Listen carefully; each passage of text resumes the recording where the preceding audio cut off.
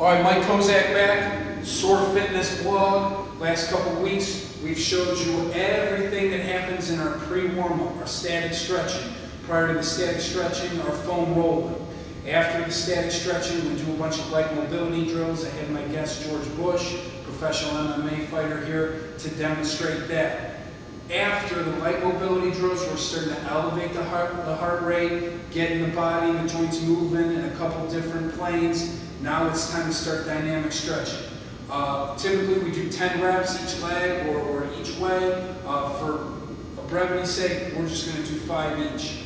First drill, forward leg swing. Now when we're doing leg swings, we want to make sure we're only moving from the hip. So that means our torso needs to stay strong and upright. So just like when we did those walking knee hugs, I talked about not bending over to flex the hip, same thing. And we're going to do a progressive range of motion. So I'm going to point my toe to the ceiling, I'm going to stay upright, but each kick, I want to kick a little bit higher. Alright, I do 10 with the left, then I do 10 with the right, but I want to stress progressive range of motion. So do not just start with this drill and start kicking as high as you can. Also, there's a reason we do all that stuff prior to this. Alright, so go through the light mobility drills, then start the dynamic routine. So forward leg swings. Next one is side leg swings. Now, I'm going to have to turn my back to you. My foot that's on the floor, in this case is my right, needs to stay pointed right at the wall.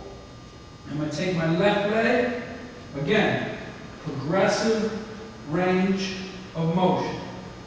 Okay, 5 with the left, point my left foot towards the wall, move with my right. Okay, my foot might open a little bit at the top. It's also going to cross my leg on the inside. So that's side leg swings. Next one, split squat. I think I've showed you before in strength, single leg strength exercises. It's also part of our warm-up, foundational movement. I'm going to put my hands behind my head. I'm going to drop my back knee, which is my right, to about 1 inch from the floor, making sure I'm not driving my left knee forward. Dropping it straight down and up. Show you this way for the right leg. Make sure my torso stays up, stay tight in the abs. Okay.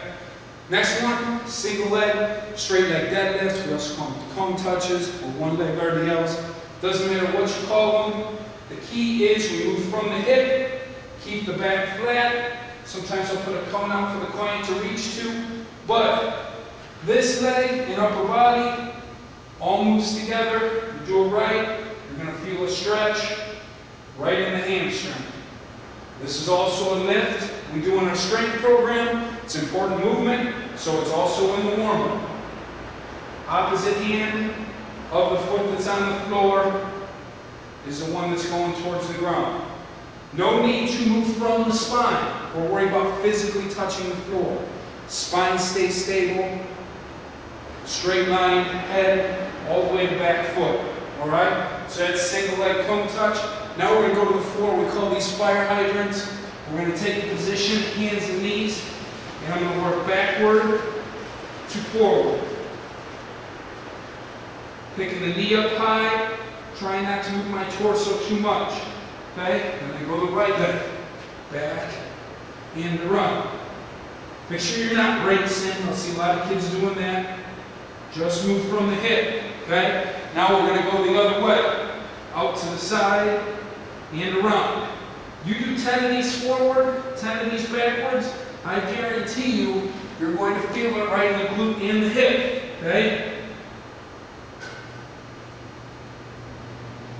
There's my 5. Now, take a standing position, lateral squat, gives us some strengthening in a different plane of movement, more in the frontal plane, side to side, feet stay flat. When I sit back, so this leg is diagonal to the floor, but notice I'm not picking my foot up. I'm keeping the foot flat, my chest up, and I'm sitting to the side and back. 5 each. Okay?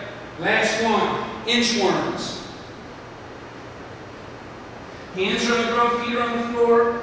I keep my legs straight, I tiptoe my feet in as far as I can, then I walk my hands. Tiptoe the feet, walk the hands. Tiptoe the feet, walk the hands.